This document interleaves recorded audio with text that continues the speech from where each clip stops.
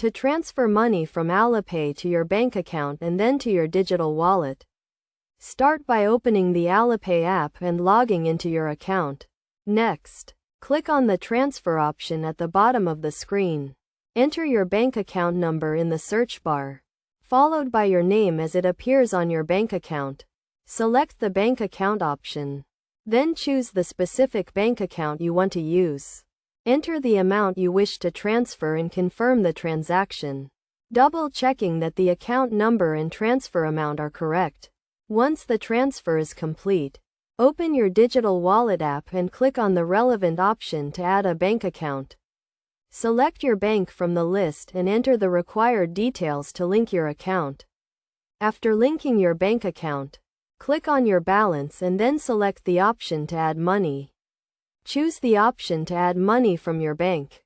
Enter the amount, and ensure that you have selected the correct bank account from which you transferred the funds from Alipay. Finally, confirm the transaction, and the money will be transferred to your digital wallet.